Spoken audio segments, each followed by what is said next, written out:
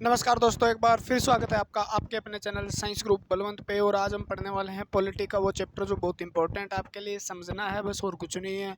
ठीक है, कुछ कंटेंट, कुछ याद करने वाली चीज़ें वो याद करनी है और कुछ समझने वाली चीज़ें। अगर समझ गए तो याद करने वाला कुछ भी नहीं है, अगर समझ पाई तो, है ना। स्टार्ट करते हैं बिना किसी देरी के साथ। हमारा आज का रहेगा अनुच्छेद 74 और 75, जिसके अंदर प्रधानमंत्री और आपके मंत्रिपरिषद है। ठीक है, तो हम क्या पढ़ने वाले हैं। बहुत बहुत धन्यवाद, आप यहाँ पे पधारे हो। भगवान आपका भला करेगा, आपको नौकरी देगा। अनुच्छेद 74 और अनुच्छेद 75 की बात करेंगे हम। ठीक है, 74-75 के अंदर क्या दिया गया है। एक तो आप ऐसे याद कर सकते हो, 4 प्रधानमंत्री। ठीक है, 74 और 75 में है प्रधानमंत्री व मंत्रिपरिषद। मंत्रिपरिषद, प्रधानमंत्री और मंत्रिपरिषद का जिक्र किस में है, तो आपके आर्टिकल 74 और 75 के अंदर है। यानी 74 और 75 किसके बारे में है, तो प्रधानमंत्री आपके प्राइम मिनिस्टर जो है और आपकी जो मंत्रिपरिषद है उनके बारे में जिक्र करता है। तो आर्टिकल 74 क्या कहता है, ये देख लो। आर्टिकल 74 क्या कहता है, इसके अंदर हम पढ़ने वाले हैं प्रधानमंत्री को नियुक्त कौन करता है, किस प्रकार करता है, मंत्रिपरिषद क्या होती है, मंत्रिमंडल क्या होती है, उनकी योग्यता क्या होती है, कितने मंत्री बनाए जा सकते हैं, राज्य मंत्री क्या, उप मंत्री क्या है, कैबिनेट मंत्री क्या होते हैं, किस प्रकार मंत्रियों की मीटिंग होती है, किस प्रकार राष्ट्रपति सलाह लेता है, क्या क्या चीज़ें हैं, सारी चीज़ें हम डिस्कस करेंगे। एक एक चीज़ को पॉइंट से पॉइंट मिला के, पॉइंट से पॉइंट जोड़ के समझेंगे और उस समझने के बाद कोई डाउट नहीं रहेगा। मैं ये चीज़ की गारंटी देता हूँ आपको, है ना, कि कोई डाउट नहीं रहेगा आपका। क्लियर है। तो हम आर्टिकल 74 की जब हम बात करते हैं तो इसके अंदर क्या है, इसके अंदर ये दिया गया है कि राष्ट्रपति, ठीक है, राष्ट्रपति क्या है, अपनी शक्तियों का प्रयोग करने के लिए, राष्ट्रपति अपनी शक्तियों का प्रयोग करने के लिए एक मंत्रिपरिषद, ठीक है, शक्तियों का प्रयोग करने के लिए या शक्तियों का प्रयोग मंत्रिपरिषद के माध्यम से करेगा और अपनी सलाह और सहयोग के लिए एक मंत्रिपरिषद का निर्माण करेगा, जिसका प्रधान प्रधानमंत्री होगा, यानी मंत्रिपरिषद का प्रधान प्रधानमंत्री होगा। ठीक है, तो यहाँ पे क्या बात कही गई है, इस बात को लंबा तो हमने समझ ही लिया कि राष्ट्रपति है ना, राष्ट्रपति शक्ति किसके माध्यम से प्रयोग करता है, तो अपनी शक्तियों का प्रयोग मंत्रिपरिषद के माध्यम से करता है। ठीक है, यानी शक्तियों का प्रयोग करने के लिए किसकी नियुक्ति करेगा या किसका,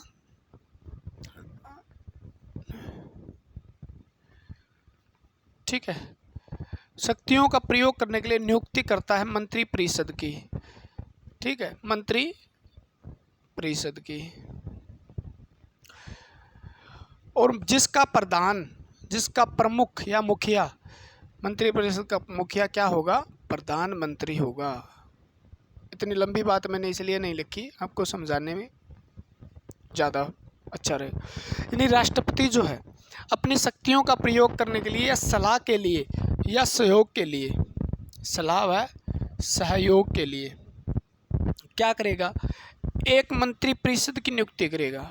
पूरी मंत्रिपरिषद की नियुक्ति क्या कहेंगे, मंत्रिपरिषद का गठन करेगा। नियुक्ति तो एक एक की हो जाएगी।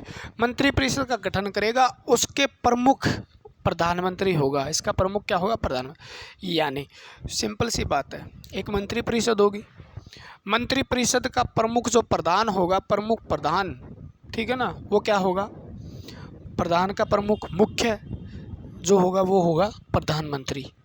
ठीक है, तो मंत्रिपरिषद का प्रधान प्रधानमंत्री, ये पूरी की पूरी मंत्रिपरिषद कहलाती है। ठीक है ना, पूरी की पूरी क्या होगी, मंत्रिपरिषद। मंत्रिपरिषद की नियुक्त गठन करेगा किसके लिए, राष्ट्रपति अपनी सलाह के लिए, शक्तियों का। अगर राष्ट्रपति को शक्तियों का प्रयोग करना है तो पूरी तरीके से वो क्या है, मंत्रिपरिषद पे निर्भर रहता है। किस पे रहता है, मंत्रिपरिषद पे।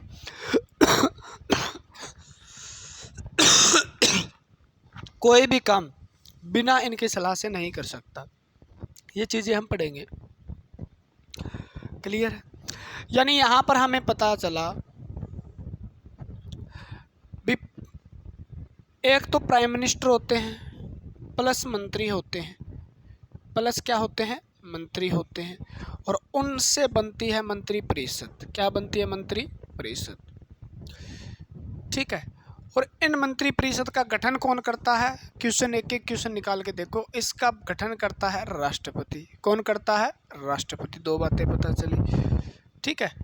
तो राष्ट्रपति किसके लिए करता है? सलाह या शक्तियों का प्रयोग करने के लिए। तो याद रखना,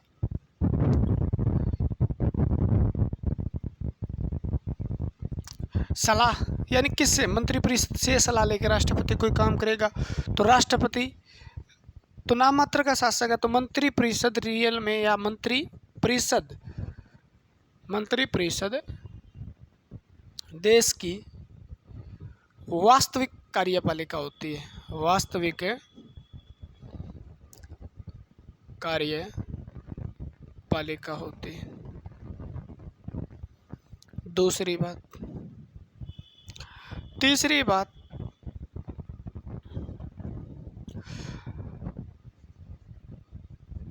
मंत्री परिषद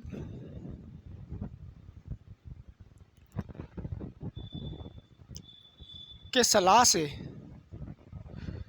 ठीक है, सलाह से राष्ट्रपति अपनी शक्तियों का प्रयोग करता है। राष्ट्रपति अपनी शक्तियों का प्रयोग करता है। ठीक है। क्या राष्ट्रपति को मंत्री परिषद की सलाह मानना अनिवार्य है या न माने तो भी काम चल सकता है? ठीक है। तो इसके लिए क्या किया गया? देखो, राष्ट्रपति मंत्री परिषद का निर्माण सलाह के लिए करेगा। साइन उसके होंगे, काम मंत्री परिषद के होंगे, सारे के सारे, है ना। साइन राष्ट्रपति के होंगे, काम मंत्री परिषद के होंगे। तो क्या मंत्री परिषद की सलाह मानना राष्ट्रपति के लिए जरूरी है? राष्ट्रपति के लिए जरूरी है या जरूरी नहीं है? इसका उल्लेख किया गया फिर। ठीक है ना। एक बार 42वां संविधान संशोधन हुआ, उसमें कहा गया भी राष्ट्रपति क्या करेगा? मंत्री परिषद की सलाह मानेगा। उसके बाद संविधान संशोधन 44वां हुआ। 44वां संविधान संशोधन होता है, कब होता है? 44वां 1978 के अंदर। इसके अंदर ये कहा गया मंत्री परिषद के द्वारा दी गई सलाह, मंत्री परिषद के द्वारा दी गई सलाह राष्ट्रपति एक बार पुनर्विचार के लिए लौटा सकता है। पुनर्विचार के लिए लौटा सकता है। ठीक है। लेकिन दोबारा आने पर, दोबारा राष्ट्रपति के पास सलाह भेजे जाने पर क्या होगा? मानना अनिवार्य है, मानने के लिए बाध्य है। राष्ट्रपति मानने के लिए बाध्य है। ठीक है। इसमें क्या कहना चाह रहा है? 44वां संविधान संशोधन 1978 में इस अनुच्छेद 74 के अंदर एक बात जोड़ी गई। उसमें ये कहा गया भी राष्ट्रपति क्या है? मंत्री परिषद सलाह के लिए है, तो सलाह को किसको लेगा? राष्ट्रपति। राष्ट्रपति क्या होगा? कोई सलाह मांगता है मतलब मंत्री परिषद से, और मंत्री परिषद को सलाह देती है ये काम करना है, ये लो। मंत्री परिषद जैसे ही सलाह देती है तो राष्ट्रपति के पास वो पत्र जाता है। राष्ट्रपति कहता है भी ये मेरे को अच्छा नहीं लग रहा, इसमें थोड़ा बदलाव किया जाए, वापस मंत्री परिषद को भेज देता है। यानी पुनर्विचार के लिए भेज सकता है वो। लेकिन पुनर्विचार होने के बाद जब दोबारा मंत्री परिषद से चिट्ठी जाती है भी ये लो पुनर्विचार भी हो गया, तब सिग्नेचर करने पड़ेंगे। वो सलाह मानने पर बाध्य है, अनिवार्य है वो सलाह मानना राष्ट्रपति के। अगर ऐसा नहीं करते हैं राष्ट्रपति, वो सलाह नहीं मानते पुनर्विचार के बाद भी, तो ये आर्टिकल 74 का क्या होगा? अवहेलना मानी जाती है, यानी असंवैधानिक माना जाता है। किसके तहत? आर्टिकल 74 के तहत इस बात को असंवैधानिक माना जाता है। ठीक है, असंवैधानिक माना जाता है। तो आर्टिकल 74 इतना था जिसके अंदर क्या लिखा है? कुछ भी नहीं लिखा है। एक तो बहुत अच्छी बात लिखी है, 2 3 4 5 6 7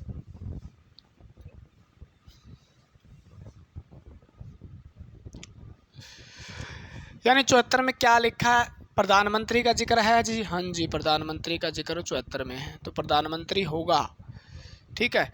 प्रधानमंत्री किसका प्रधान किस अनुच्छेद के अनुसार होगा? तो मंत्री परिषद का प्रधान होगा, आर्टिकल 74 के तहत, परिषद के तहत होगा। ठीक है। और मंत्री परिषद किससे बनी होगी? तो मंत्री, ठीक है, मंत्री प्लस प्रधानमंत्री से बनी होगी। ठीक है। 74 के अनुसार राष्ट्रपति क्या है? राष्ट्रपति मंत्री परिषद की सलाह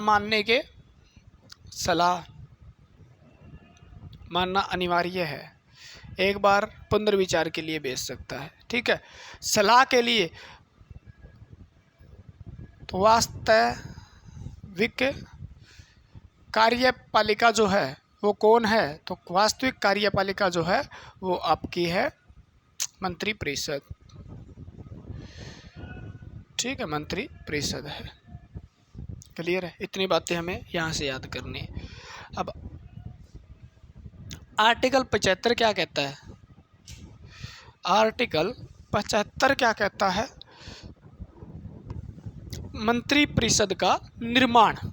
आर्टिकल 75 में बताया गया है मंत्रिपरिषद का निर्माण किस प्रकार से होता है। अब मजा आने वाला है। आर्टिकल 75 मंत्रिपरिषद का निर्माण, मंत्रिपरिषद का निर्माण, ठीक है। यानी मंत्रिपरिषद का निर्माण कौन करता है और किस किस तरीके से होता है, क्या क्या सिस्टम होता है, कैसे कैसे होता है, इसके अंदर क्या क्या मंत्री आते हैं, कौन से मंत्री आते हैं, ठीक है।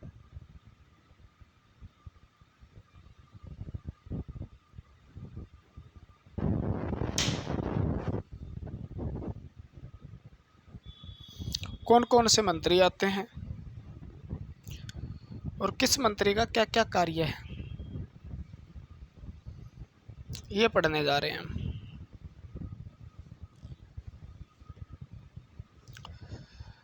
मंत्रिपरिषद का निर्माण जो है करता कौन है, तो आप सीधा याद रख लो राष्ट्रपति के द्वारा ये होता है, ठीक है। पहली बात इसके अंदर क्या आता है, आर्टिकल 75 के अनुसार राष्ट्रपति, पहले तो हम क्या कर रहे थे, गठन किया था। राष्ट्रपति सबसे पहले लोकसभा के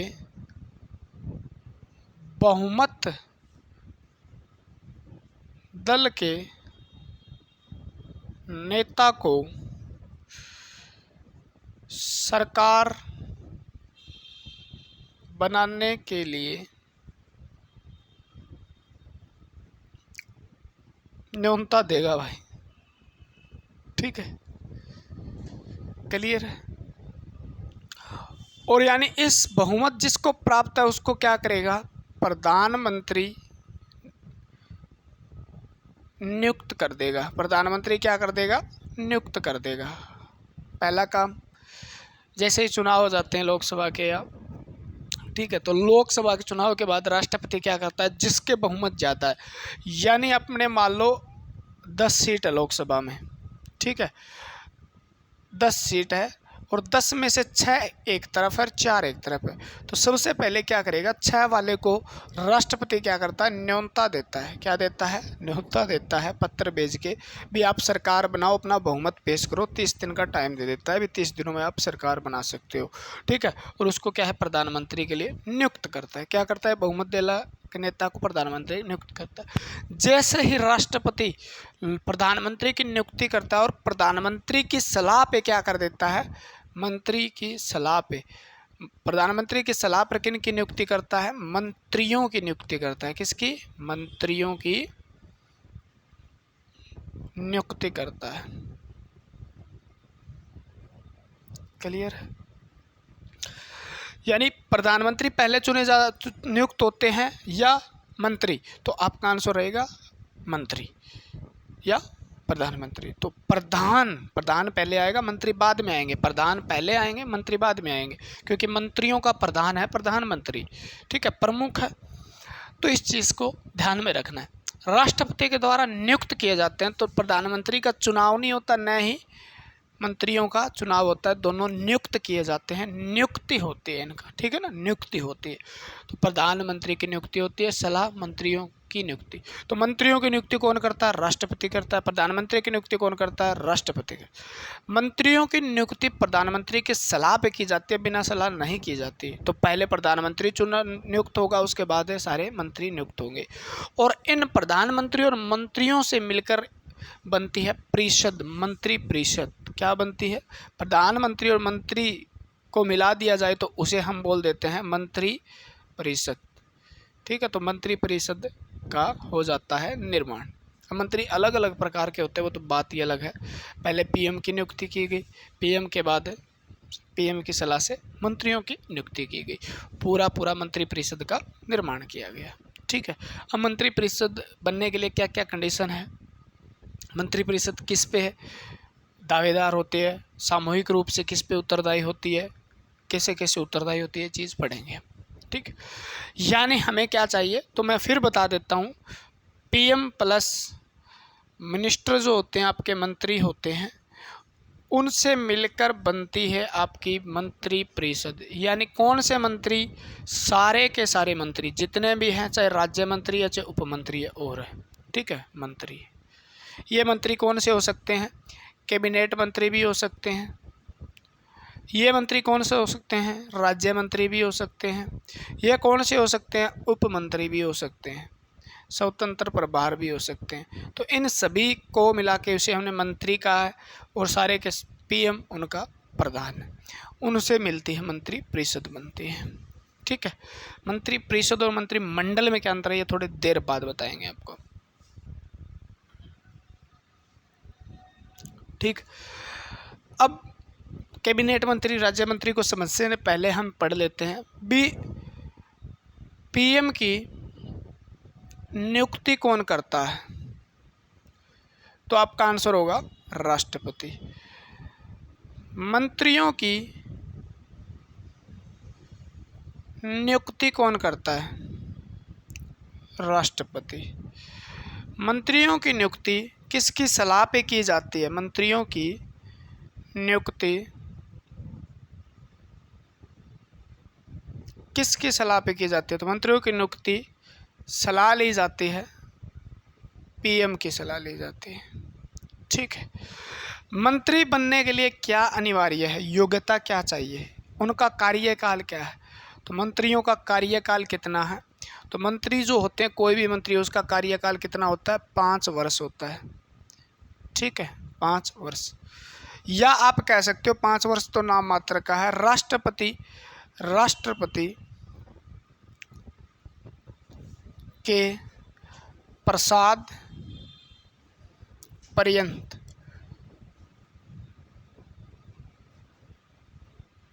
रहते हैं।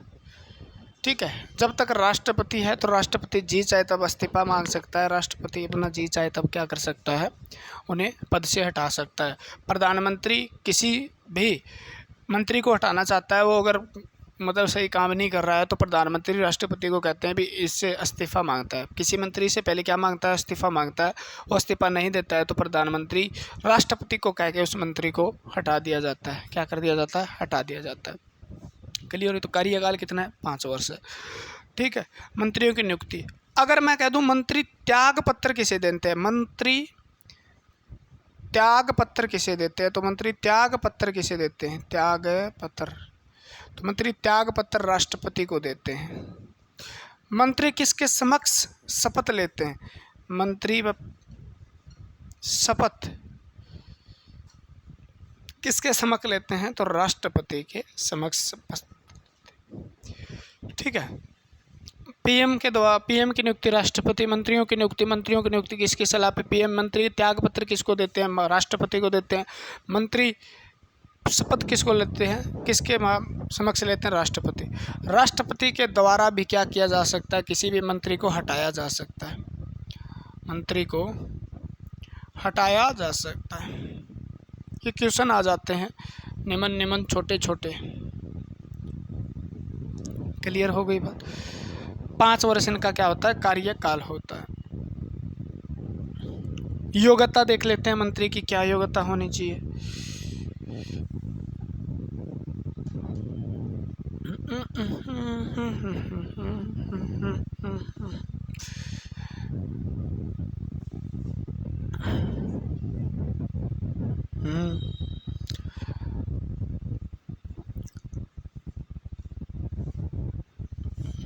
प्रधानमंत्री तो आगे पढ़ेंगे, हम अगला लेक्चर लेगा योग्यता। ठीक है, देखो एक बात समझ लो आप, मंत्री ऐसे मंत्री बंदे को भी नियुक्त किया जा सकता है राष्ट्रपति के द्वारा। ऐसे बंदे को प्रधानमंत्री की सलाह पे क्या बना दिया जाता है, मंत्री बना दिया जाता है, जो मतलब न तो लोकसभा या राज्यसभा का सदस्य हो तो भी बना दिया जाता है, ठीक है। लेकिन मंत्री होने के लिए कंडीशन क्या है, वो या तो लोकसभा या राज्यसभा का दोनों में से एक का सदस्य होना चाहिए,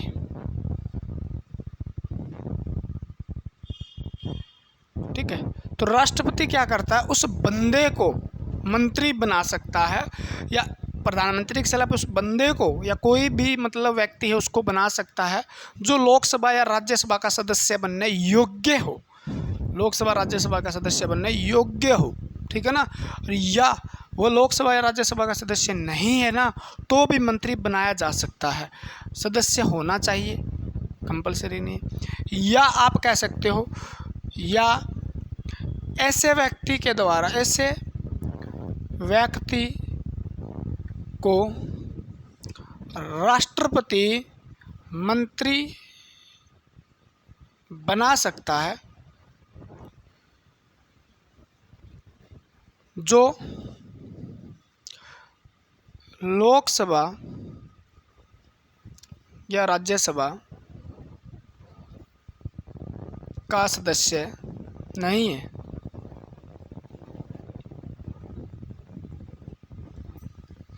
यानी लोकसभा या राज्यसभा का सदस्य बनने योग्य होना चाहिए, लोकसभा राज्यसभा का सदस्य होना चाहिए। अगर नहीं है तो भी बनाया जा सकता है, उसके लिए एक कंडीशन है, फिर ऐसे व्यक्ति को भी मंत्री बनाया जा सकता है राष्ट्रपति के द्वारा जो लोकसभा और राज्यसभा का सदस्य नहीं है।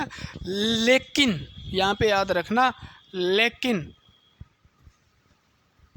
6 महीने से पहले, 6 महीने में के अंदर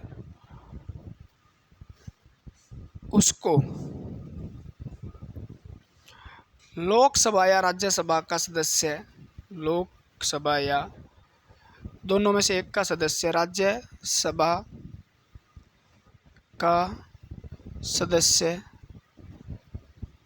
बनना होगा, ठीक है। मान लो राष्ट्रपति जी ने क्या किया, मंत्री बना दिया, और मंत्री ने तो लोकसभा का सदस्य है, लोकसभा का सदस्य ठीक है, राज्यसभा का सदस्य है, ठीक है, कोई दिक्कत नहीं, मंत्री बना दिया, दोनों में से एक का सदस्य, कोई दिक्कत नहीं। लेकिन ऐसा नहीं है, अभी लोकसभा और राज्य दोनों का सदस्य नहीं है। अब क्या होगा, उसको मंत्री पद के लिए चुन लिया गया, तो क्या होता है, भी 6 महीने का उसको टाइम दिया जाता है, भी 6 महीने के अंदर अंदर या तो तू लोकसभा का सदस्य बन जा या राज्यसभा का सदस्य बन जा। अगर लोकसभा या राज्यसभा का सदस्य नहीं बन पाया तो अपने पद से त्यागपत्र देना पड़ता है। तो क्लियर हुई, यानी राष्ट्रपति नियुक्ति करता है, उस बंदे को भी क्या बनाया जा सकता है, ऐसे बंदे को भी जो लोकसभा या राज्यसभा का सदस्य नहीं है उसको भी मंत्री बनाया जा सकता है। लेकिन मंत्री बनने के 6 महीने के अंदर अंदर क्या करना होगा, उसको लोकसभा या राज्यसभा का सदस्यता दर्शानी होगी, उसको उसका सदस्य बनना होगा। ये मोस्ट इम्पोर्टेंट क्वेश्चन है, 6 महीने, क्लियर है, ठीक है। यानी वो कम से कम 25 वर्ष तो पूरी कर ही चुका हो, क्योंकि लोकसभा के लिए 25 होती है, राज्यसभा के लिए 30 होती है, तो 25 वर्ष प्लस तो होना ही चाहिए, ठीक है। और लोकसभा के लिए जो बनने या राज्यसभा के लिए बनने के लिए जो योग्यताएं हैं वो सारी की सारी मंत्री के अंदर होनी चाहिए, क्योंकि लोकसभा का सदस्य तभी तो बन पाएगा जब लोकसभा वाली योग्यताएं होगी, राज्यसभा का सदस्य तभी तो बन पाएगा जब राज्यसभा के सदस्य बनने की योग्यता होगी, ठीक है ना। वो लोकसभा और राज्यसभा के अंदर हम पढ़ लेंगे, क्लियर है बात, ठीक। कितने मंत्री कितने बन सकते हैं, कितने मंत्री बन सकते हैं, मंत्रियों की संख्या कितनी हो सकती है, ज़्यादा से ज़्यादा मंत्रियों की संख्या, ठीक है। पहले निर्धारित नहीं था, 2001 के अंदर, 2003 के अंदर, 2003 में 91 संविधान संशोधन हुआ, 91वां संविधान संशोधन हुआ। उसके अंदर ये निर्धारित किया गया कि लोकसभा के 15% लोकसभा लोकसभा सदस्य के 15% से ज़्यादा मंत्री नहीं हो सकते। ठीक है ना। पहले जितने चाहे मंत्री बना लो, सबको मंत्री चाहिए, सबको मंत्री पद चाहिए, क्योंकि पावर होती है भाई मंत्री के हाथ में। ठीक है, हर एमपी चाहता था। गठबंधन की सरकार बन गई तो सारे के सारे विपक्ष वालों को क्या है, मंत्री पद का बला फुसला के मंत्री पद दे देंगे आपको, ये मंत्री पद दे देंगे, ये करके मंत्री बता देंगे सबको मंत्री। काम क्या होगा भैया, काम तो सबके पास पावर है तो सब चौड़े होकर घूम रहे हैं, काम तो कोई करना ही नहीं है ना, घोटाले की मात्रा ज़्यादा बढ़ जाएगी। ठीक, तो वहाँ पर निर्धारित किया गया मंत्रियों की संख्या जो है वो कितनी हो सकती है, तो मंत्रियों की संख्या हो सकती है 2003-91 संविधान संशोधन के अनुसार 15% से ज़्यादा नहीं हो सकती। मोस्ट इंपॉर्टेंट क्वेश्चन है, मोस्ट इंपॉर्टेंट। और लोकसभा के सदस्य कितने आपको पता है, मनोनीत हुए दोनों मिलाकर 545 है। और यहाँ पर ये बात भी है, चाहे मनोनीत हो, ठीक है ना, जैसे कोई मतलब मंत्री बना दिया और उसको हटाना नहीं है तो क्या क्या राष्ट्रपति द्वारा उसको मनोनीत भी कर लिया जाता है। मनोनीत सदस्य भी क्या कर सकते हैं, क्योंकि राज्यसभा में 12 मनोनीत सदस्य आते हैं और 12 में से एक को मंत्री बनाया है किसी ने, तो वहाँ पर मनोनीत करके राज्यसभा में बैठा दिया जाएगा। राज्यसभा का सदस्य बन गया, मंत्री पद बन गया, है ना। तो ऐसा भी होता है, प्रधानमंत्री के लिए भी ऐसा ही है, टेंशन मत लो। लोकसभा में हार जाए लेकिन उसको बहुमत प्राप्त है तो वो राज्यसभा में बैठ जाएगा, राज्यसभा क्या हो जाएगा, राज्यसभा का सदस्य बन के भी प्रधानमंत्री बन सकता है। तो यह देश के अंदर ऐसा सिस्टम है। और आपको पता भी होगा, जैसे प्रधानमंत्री मनमोहन सिंह क्या थे, राज्यसभा के सदस्य थे। ठीक है, तो 545 की आपकी लगभग 82 सीट से ऊपर नहीं मंत्री बनाए जा सकते। क्लियर है, 82 नहीं पूछा जाएगा, 15%। लोकसभा की सदस्य 552 है, टोटल कितने हैं, 552 है, लेकिन 545 ही यहाँ पर क्या है, एमपी बनते हैं, क्योंकि कुछ जो हमारा पीओके है उसके अंडर भी सीटें आती है।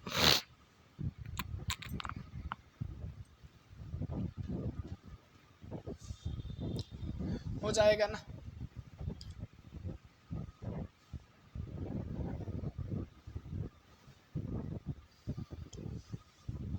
तीन प्रकार के मंत्री होते हैं जनाब। कितने प्रकार के, 3 प्रकार। मंत्रिपरिषद के अंदर सबसे ऊपर आपका प्राइम मिनिस्टर होता है, प्रधानमंत्री होता है। और प्रधानमंत्री के नीचे मंत्री होते हैं कैबिनेट मंत्री,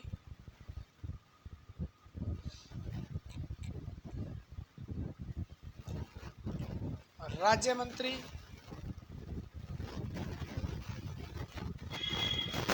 और 3 प्रकार के मंत्री। त्रिस्तरीय मंत्री जो आपके मंत्री परिषद है उसकी संरचना की गई है।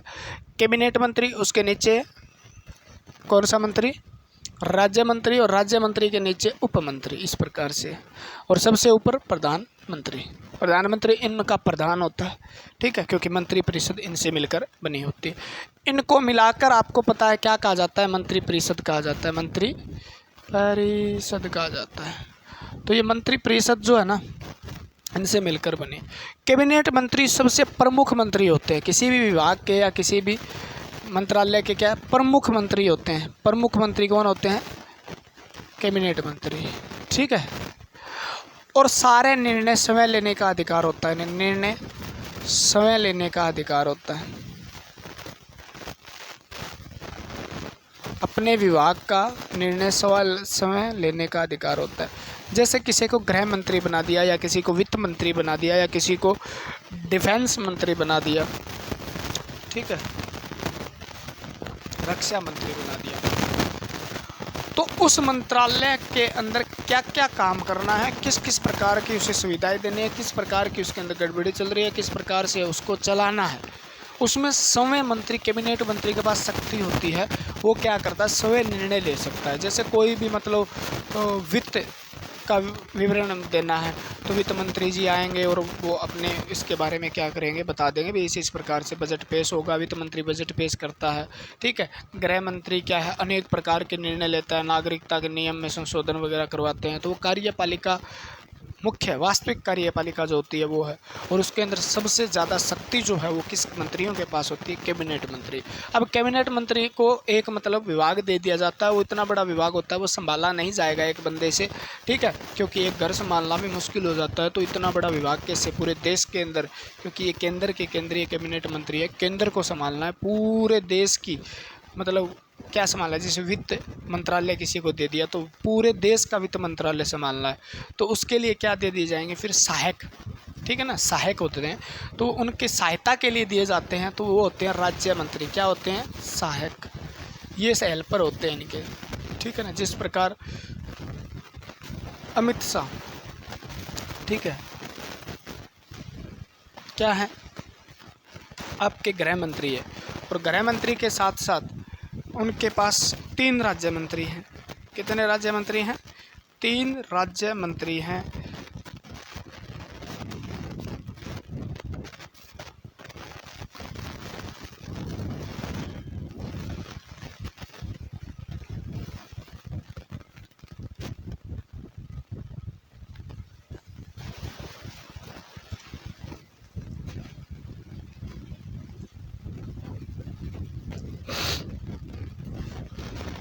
अमित शाह, जैसे आपका वित्त मंत्रालय हो गया, जैसे आपका रेल मंत्रालय हो गया, जैसे आपका होम मिनिस्टर हो गया, ठीक है, गृह मंत्रालय हो गया, जैसे रक्षा मंत्रालय हो गया, तो अलग अलग प्रकार के मंत्रालय होते हैं, उनके कैबिनेट मंत्री होते हैं। बड़े मंत्रालय जो उनके कैबिनेट मंत्री बनाए जाते हैं, उनकी सहायता के लिए कैबिनेट मंत्री के लिए क्या राज्य मंत्री बनाए जाते हैं। तो राज्य मंत्री सिर्फ क्या करते हैं? सहायता करते हैं, स्वयं निर्णय नहीं ले सकते, स्वयं कोई निर्णय नहीं ले सकते,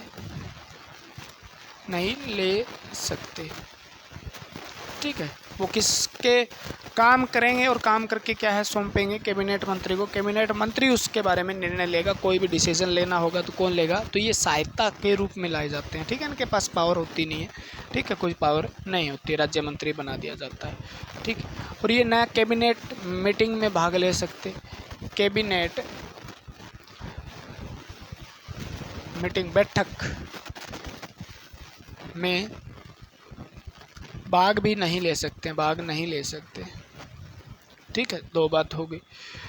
समय के पास कोई शक्ति नहीं है, कैबिनेट में मीटिंग में भाग नहीं ले सकते, क्लियर है। एक क्या किया जाता है? राज्य मंत्री को ही स्वतंत्र प्रभार बना दिया जाता है, स्वतंत्र प्रभार राज्य मंत्री, स्वतंत्र प्रभार राज्य मंत्री, ठीक है। स्वतंत्र प्रभार राज्य मंत्री कैबिनेट मंत्री के बराबर होता है, ये मान लो आप, ठीक है, कैबिनेट मंत्री के बराबर होता है। उनको इसको भी स्वयं निर्णय लेने की शक्ति प्राप्त होती है, उस विभाग के निर्णय लेने की अधिकार होता है, क्योंकि वो स्वतंत्र है। किससे स्वतंत्र है? कैबिनेट मंत्री से। और कैबिनेट मंत्री के नीचे काम नहीं करता है, राज्य मंत्री कैबिनेट मंत्री के। राज्य मंत्री को जब क्या बना दिया जाता है? किसी विभाग का स्वतंत्र प्रभार बना दिया जाता है, जब वहाँ पर कैबिनेट मंत्री नहीं होता है मान लो, या उपस्थित नहीं होता है, तो उस राज्य को या उस पे कैबिनेट मंत्री बनाने की मान लो कोई खास ज़रूरत भी नहीं है, तो क्या कर दिया जाता है? राज्य मंत्री को स्वतंत्र छोड़ दिया जाता है। राज्य मंत्री, राज्य का मतलब ये नहीं है भी हर राज्य के अंदर मंत्री, ऐसा कुछ नहीं है। राज्य मंत्री का मतलब है कैबिनेट मंत्री के नीचे काम करने वाले मंत्री, ठीक है। राज्य मंत्री, राज्य मंत्री ये नहीं हमारे देश में जितने राज्य है वहाँ पर एक एक मंत्री हो गए हैं, ऐसा कुछ नहीं है। उस मंत्रालय के अंदर नीचे राज्य मंत्री होते हैं जो सहायता करते हैं कैबिनेट मंत्री की, और वहाँ पर स्वतंत्र प्रभार उस विभाग का बनाया जाता है, तो वो क्या करता है? उसको कैबिनेट मंत्री जो है उसके बराबर शक्ति प्राप्त होती है, ठीक है। किसी को स्वतंत्र प्रभार छोड़ दिया जाए, मतलब स्वतंत्र प्रभार का मतलब स्वतंत्र है, वो डिसीजन लेने में स्वतंत्र है, कैबिनेट मंत्री के नीचे काम नहीं करता है, ठीक है ना। तो ये कैबिनेट बैठक में भी भाग लेता है, कैबिनेट बैठक में भाग लेने का अधिकार भी है इसको, बैठक में भाग लेता है ये, क्योंकि इसकी शक्ति प्राप्त है इसको, कितनी? इसके बराबर इसको शक्ति प्राप्त होती है स्वतंत्र प्रभार को। तो ये बातें थी। उप मंत्री, ये राज्य मंत्री के ही सहायक होते हैं, ठीक है ना, ये भी सहायक के रूप में काम करते हैं। ये न तो कैबिनेट मीटिंग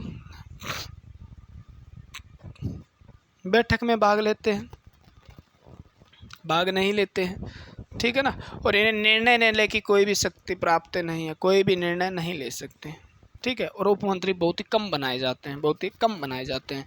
तो बहुत ज़्यादा वर्कलोड हो जाए या किसी को प्रलोभन देना है, ठीक है, मंत्री बनाना ही है, उसको मंत्री मंत्री कहना है, उसको मिनिस्टर कहलवाना है तो अलग बात है, उपमंत्री दे दिया जाता है, ठीक है। बाकी बहुत ही कम बनाया जाता है। कैबिनेट मंत्री, उसके नीचे राज्य मंत्री। राज्य मंत्री एक भी हो सकता है, दो भी हो सकते हैं, तीन भी हो सकते हैं, ज़रूरत पड़ने पर चार, इनकी संख्या निर्धारित नहीं की गई है, ठीक है। तो राज्य मंत्री हो सकते हैं।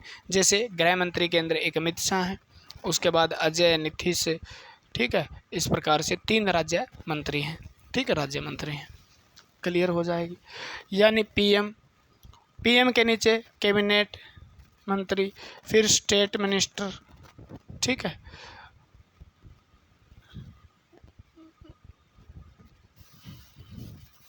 क्लियर है। उसके नीचे आपके उपमंत्री हो जाएंगे। यानी पीएम के नीचे ये काम करें, इसके नीचे ये काम करेंगे, इसके नीचे उपमंत्री काम करेंगे,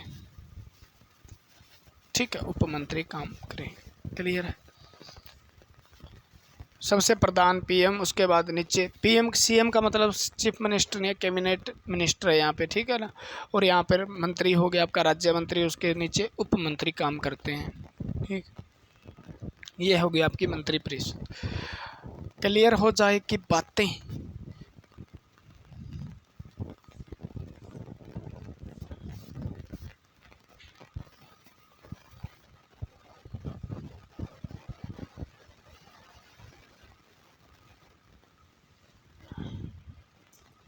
ये देखो, थोड़ा सा और देख लो।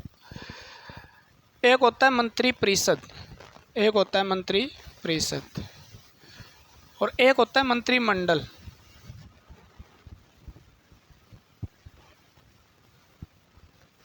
ठीक है, मंत्री परिषद। मंत्री परिषद के अंदर पीएम, प्राइम मिनिस्टर प्लस सारे मंत्री आते हैं, कैबिनेट मंत्री भी आते हैं,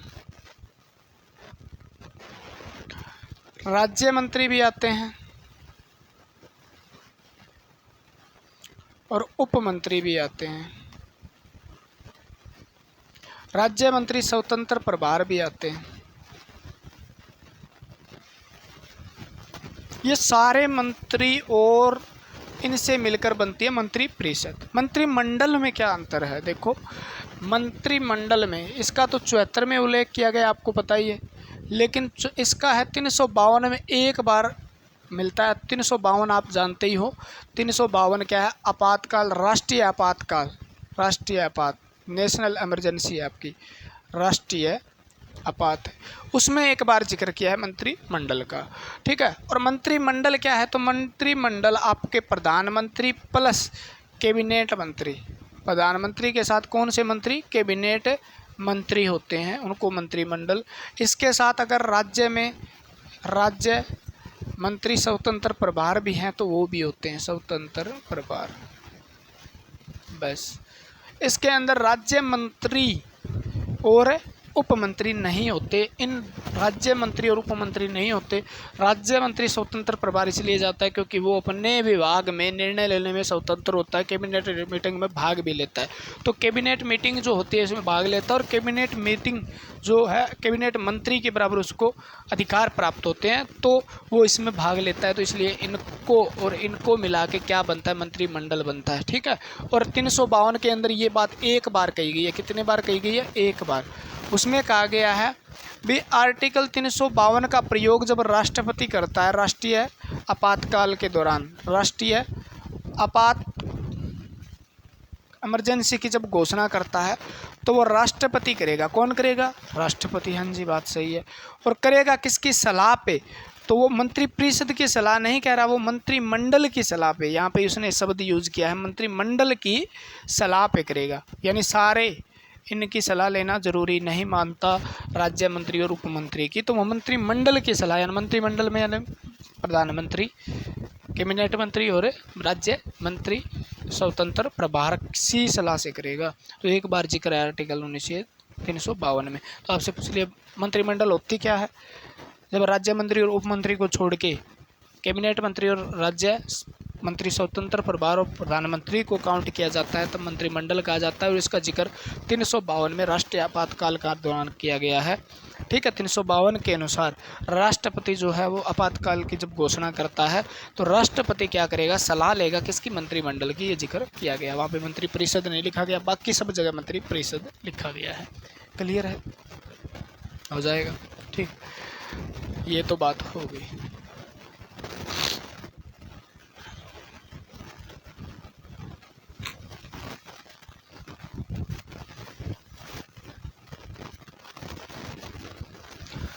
मंत्रिपरिषद जो है, क्वेश्चन आते हैं सामूहिक रूप से किसके प्रति उत्तरदायी होती है? उत्तरदायी, या वो कह दे व्यक्तिगत, मंत्रिपरिषद व्यक्तिगत रूप से किसके प्रति उत्तरदायी होती है? तो सामूहिक रूप से तो किसके प्रति है, क्योंकि वो लोकसभा के प्रति होती है, ठीक है। और व्यक्तित्व रूप से बात करें तो वो किसके प्रति है, राष्ट्रपति के, क्योंकि राष्ट्रपति अकेला उसको हटा सकता है, ठीक है। और यहाँ पर अविश्वास पास करके भी पूरी की पूरी विश्वास पास करके भी हटाया जा सकता है, ठीक है। अविश्वास की बात आती है तो व्यक्तिगत रूप से पूछ ले तो व्यक्तिगत यानी एक व्यक्ति के प्रति होना, किसके, राष्ट्रपति। सामूहिक रूप, समूह कौन सा है, लोकसभा एक पूरा का पूरा समूह है, 545 किसका, सदस्यों का, ठीक है ना। क्लियर हुई बात। अब अविश्वास पास पारित हो जाए, अविश्वास, ठीक है। अविश्वास किसी एक मंत्री है ना, एक मंत्री पे अविश्वास पत्र जो पारित हो जाए, ठीक है ना, एक ही मंत्री पे, तो पूरी की पूरी मंत्रिपरिषद भंग हो जाती है। याद रखना, मंत्रिपरिषद भंग हो जाती है, क्योंकि एक मंत्री का गलत कार्य एक मंत्री का नहीं माना जाता, संविधान के तहत सामूहिक रूप से पूरी मंत्रिपरिषद का माना जाता है। अगर किसी भी मंत्री के विपक्ष में या विरोध में अविश्वास पत्र पारित हो जाए, पारित होने का मतलब है पास हो जाए लोकसभा, ठीक है ना, संसद के अंदर पास हो जाए, तो पूरी की पूरी मंत्रिपरिषद को भंग कर दिया जाता है, पूरी मंत्रिपरिषद को भंग कर दिया जाता है। तो एक मंत्री के पीछे पूरी मंत्रिपरिषद भंग हो जाती है। प्रधानमंत्री त्याग पत्र दे दे तो भी पूरी की पूरी मंत्री, वो तो आगे हम पढ़ेंगे, ठीक है ना। और त्याग पत्र किसको देते हैं,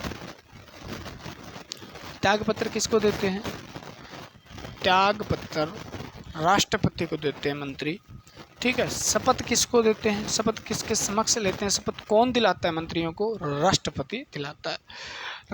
मंत्रिपरिषद के कार्य क्या है, तो कार्य कुछ नहीं है, राष्ट्रपति के जितने कार्य हैं वो इनके ही कार्य हैं, राष्ट्रपति के सलाहकार के रूप में कार्य करते हैं, सलाहकार के रूप में कार्य करते हैं, ठीक है।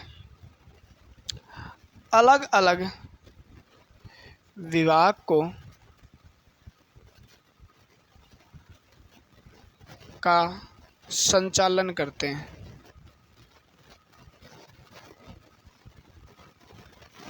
ठीक है। इतना लिख लो, बाकी ज़्यादा नहीं पूछा जाता मंत्रियों के बारे में। आपको कौन सा किसका करंट के क्वेश्चन याद कर लेना थोड़े से, यहाँ पे करंट जो बनता है आपका में कौन सा मंत्री है, ठीक है। मुख्यमंत्री जैसे रक्षा मंत्री, वित्त मंत्री, ये चीज़ें याद कर लेना। वीडियो अपनी लंबी हो गई है, हम इतना ही पढ़ेंगे। हमने क्या पढ़ा, देखो हमने कुछ नहीं पढ़ा, बहुत थोड़ा सा पढ़ा, लेकिन बहुत मज़े से पढ़ा, है ना। यहाँ पे होता है पीएम, ठीक है, और पीएम के नीचे होते हैं कैबिनेट मंत्री, इतना पढ़ा हमने। और कैबिनेट मंत्री के नीचे होते हैं राज्य मंत्री, और राज्य मंत्री के नीचे होते हैं उप मंत्री, ठीक है।